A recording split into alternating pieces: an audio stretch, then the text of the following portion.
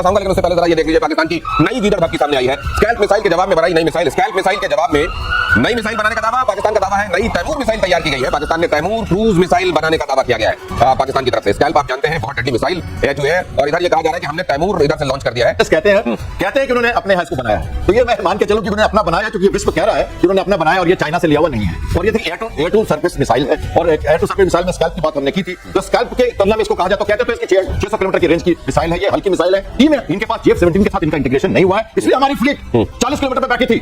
नहीं अगर हुआ होता तो हमें दूर रहना पड़ेगा। उनके पास एसेंस नहीं है मेरीटाइम पेट्रोल के साथ। तो आप ये कह रहे हैं कि बना दिया लेकिन इंटीग्रेशन नहीं हुआ इसका। आज हमें चेतावनी दे रहा है वो कि आपको 400 किलोमीटर दूर से लड़ना पड़ेगा समुद्र में, क्योंकि वो उसका खतरा रहेगा। वो निकलेगा कराची से, आपको हमारे डिफेंस सिस्टम के बाहर से रखे अटैक कर देगा हमारे फ्लीट पे। पता नहीं जाएगा। चाइना की सैटेलाइट से पाकिस्तान ने भारत पर लाइव नजर रखी और भारत को नुकसान पहुंचाया। क्लियर है। आज पाकिस्तान ने चीन के साथ सैटेलाइट डील की है। यह है रिपोर्ट। 5 सितंबर को चीन की कंपनी पायसाक इंफॉर्मेशन टेक्नोलॉजी ने पाकिस्तान सरकार के साथ $406 मिलियन की डील पर साइन किया है। इसके तहत पाकिस्तान को इंटीग्रेटेड सैटेलाइट सिस्टम तैयार करने में मदद मिलेगी। इस प्रोग्राम के पहले फेज में 20 सैटेलाइट को लॉन्च और एक सैटेलाइट निर्माण केंद्र की स्थापना और सपोर्टिंग सॉफ्टवेयर का डेवलपमेंट शामिल है।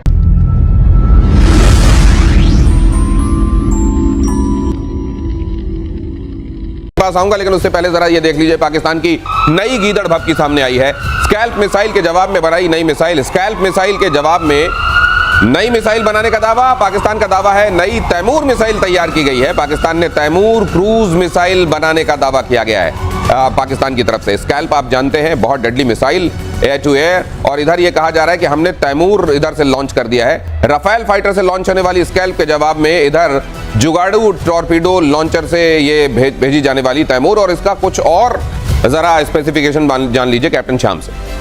देखिए, तैमूर मिसाइल सबसे बड़ी उपलब्धि में कह सकता हूं पाकिस्तान की तरफ से। वैसे तो सब नाम रखने में नहीं, नाम लगा के नाम लिखने में तैमूर, या उसके बियॉन्ड भी कुछ। तैमूर नाम रखा उन्होंने, इंडिजिनस कहते हैं कि उन्होंने अपने हाथ को बनाया है। तो ये मैं मान के चलूं कि उन्होंने अपना बनाया, क्योंकि ये विश्व कह रहा है कि उन्होंने अपना बनाया और ये चाइना से लिया हुआ नहीं है।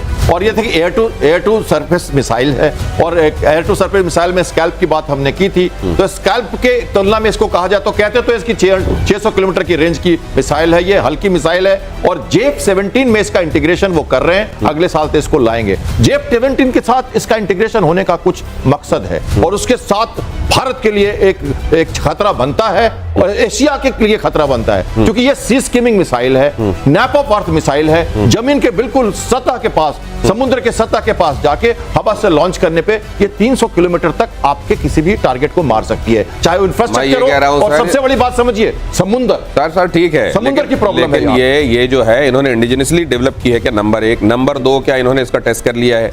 क्या ये दुनिया में, क्या ये वॉर के किसी फ्रंट पे इसने अपना कैपेबिलिटी प्रूव भी कर दिया, या ब्रोशर में लिखे हुए स्पेसिफिकेशन है सर इसके? ये भी बताना जरूरी है। जरा बता दूं आपको, ये 2022 में इन्होंने टेस्ट करके सब कर लिया। ऑपरेशन सिंदूर के समय इनके पास पूरा ये था, तैमूर था। आज ये बातें कर रहे हैं कि शैडो स्टॉर्म की बात कर रहे हैं। आपको ये भी बता दें कि अगर उस तैमूर के नाम पर, जिसके वो तैमूर लंग जो था, वो लंग इसलिए उसमें नाम में था क्योंकि उसका लंगड़ा था एक पैर से। तो अगर इन्होंने ये तैमूर उसी के नाम पर रखा है, तो ये भी पक्का मुझे लगता है ये हथियार लंगड़ा होने सब सोनिक है, 1 मैक से भी नीचे का मतलब है, आवाज की रफ्तार से भी कम का है, ये सब सोनिक है, ये सब सोनिक है। स्कैल्प भी सब सोनिक है, मगर हमारा ब्रह्मोस सुपरसोनिक है, हाइपरसोनिक बनने वाला है, ये तो न्यू जनरेशन। तो ये 2022 में ही कमीशन हो गया था, कहां क्यों नहीं यूज कर लिया? आज वो केवल पेपरों के ऊपर में डराना कि हमने बना लिया, स्कैल्प को मार देंगे। स्कैल्प में तहलका मार, स्कैल्प जो है ये वही फ्रेंच क्या है ना, राफेल के ऊपर लगा के मारते हैं। और ये शैडो स्टॉर्म है, शैडो स्टॉर्म कुछ कर रहा है, उसका नाम स्कैल्प हम यहाँ बोल देते हैं। शैडो स्टॉर्म यही है, क्योंकि ये यूके और फ्रांस का दोनों का मिला बना ये हिस्सा है। तो देखिए, इसके ऊपर में इतनी घबराने की कोई बात नहीं है, सब सोनिक है। ये बोलते हैं कि 600 किलोमीटर मार देंगे, बोलते हैं इफेक्टिव है 250 किलोमीटर में, बोलते हैं वो हम कहते हैं नैप टू अर्थ, वो कह दिया कि इसको हम एंटीशिप में यूज करेंगे। तो स्पेसिफिकेशन तो बहुत सारे बताए जा रहे हैं, लेकिन ऐड कर दूं मैं जल्दी से। देखिए ये क्या है, इस मिसाइल को, ऐसे मिसाइल को लेके मैं उड़ा हूं लगातार, सीगल मिसाइल के साथ खेला हूं मैं। 0.8 मैक की थी, 0.7 मैक की मिसाइल से। एयर टू सरफेस मिसाइल की स्पीड जनरली इसी रेंज पर होती है, क्योंकि इनका उपयोग दूसरे तरह से होता है, सरफेस टू सरफेस फायरिंग में नहीं होता। सी में इनके पास F-17 के साथ इनका इंटीग्रेशन नहीं हुआ है, इसलिए हमारी फ्लीट 40 किलोमीटर पे बैठी थी। नहीं, अगर हुआ होता तो हमें दूर रहना पड़ेगा। उनके पास एसेंस नहीं है मैरीटाइम पेट्रोल के साथ। तो आप ये कह रहे हैं कि बना तो लिया लेकिन इंटीग्रेशन नहीं हुआ इसका। आज हमें चेतावनी दे रहा है वो कि आपको 400 किलोमीटर दूर से लड़ना पड़ेगा समुद्र में, क्योंकि वो उसका खतरा रहेगा। वो निकलेगा कराची से, आपको हमारे एयर डिफेंस सिस्टम के बाहर से रह के अटैक कर देगा हमारे फ्लीट पे। ये प्रॉब्लम है और ये बताया जा रहा है। पाकिस्तान बन गया है भारत के लिए एक बड़ा सरदर्द। भारत के लिए बड़ी मुसीबत आगे और आएगी, क्योंकि मोदी जी तो 2 दिन में सरेंडर करके किनारे हो गए और आज मैच भी खेल रहे हैं। आप देशभक्ति देखो इस आदमी की, कि जो कह रहा था भाई बहनों मेरे जैसे मैं लहू नहीं गरम सिंह, वो ठंडा हो गया है। मैच इंडिया पाकिस्तान मैच, सुनिए रिपोर्ट ये थी, है और रहेगी, क्योंकि जो हुआ है वो बदला नहीं जाएगा। चाइना की सैटेलाइट से पाकिस्तान ने भारत पर लाइव नजर रखी और भारत को नुकसान पहुंचाया। क्लियर है। आज पाकिस्तान ने चीन के साथ सैटेलाइट डील की है, यह है रिपोर्ट। भारत के खिलाफ पाकिस्तान अपनी सर्विलांस क्षमता को बढ़ाने के लिए चीन के साथ समझौते पर साइन कर चुका है। 5 सितंबर को चीन की कंपनी पायसाट इंफॉर्मेशन टेक्नोलॉजी को ने पाकिस्तान सरकार के साथ $406 मिलियन की डील पर साइन किया है। इसके तहत पाकिस्तान को इंटीग्रेटेड सैटेलाइट सिस्टम तैयार करने में मदद मिलेगी। इस प्रोग्राम के पहले फेज में 20 सैटेलाइट को लॉन्च और एक सैटेलाइट निर्माण केंद्र की स्थापना और सपोर्टिंग सॉफ्टवेयर का डेवलपमेंट शामिल है। बहुत बड़ा स्टेशन पाकिस्तान में बनाया जाएगा और पाकिस्तान डायरेक्ट वहां से भारत की हर मूवमेंट पर पैनी नजर रखेगा। भारत के हमला करने से पहले पाकिस्तान पूरी तरह से अलर्ट और डिफेंस मोड में आएगा और अब तक जो खतरा भारत को था पाकिस्तान से, आने वाले समय में अब पाकिस्तान से भारत को और बड़ा खतरा होगा। और उसी चाइना से हाथ मिला कर आए हैं मोदी। देशभक्त हैं कितने बड़े मोदी, ये भाजपा और भजपिल्ले कितने बड़े देशभक्त हैं।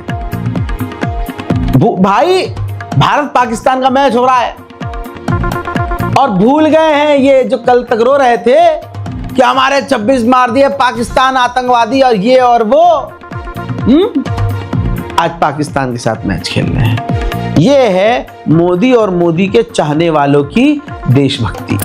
वहीं पाकिस्तान का राष्ट्रपति चाइना पहुंचा है शी जिनपिंग से मुलाकात के लिए, और देखिए अब आगे क्या क्या डील होती है।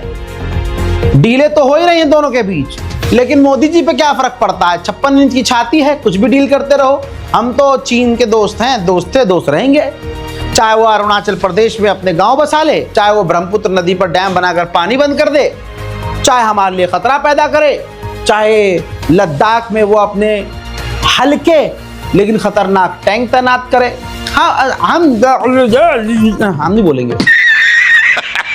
अभी पिछले हफ्ते, अब मोदी सरकार के नीति को समझिए ना, इनका पूरा कैरेक्टर झूठा है। पिछले हफ्ते क्या हुआ, जो तालिबान है उसका एक छोटा मिनिस्टर दिल्ली आया था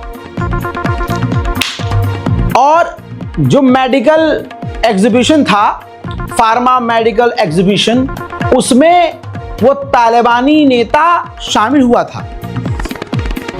गोदी मीडिया ने खबर दिखाई नहीं, क्योंकि थूक के चाटेंगे थोड़ी ना ऐसे, क्योंकि यही सरकार, भारत का हिंदू इतना जागा हुआ था कल कि तालिबान को आतंकवादी लिख रहा था। भाजपा, मोदी, अमित शाह ऐसे टॉप के नेता तालिबान को आतंकवादी लिख रहे थे। तालिबान नाम गाली हुआ करता था, गोदी मीडिया तालिबान आतंकवाद लिखता था। आज जो कल उसको आतंकवाद कह रहे थे, आज उतार कर कह रहे हैं तोहफा कबूल कर लो, आओ तालिबान आओ। यह है बीजेपी सरकार।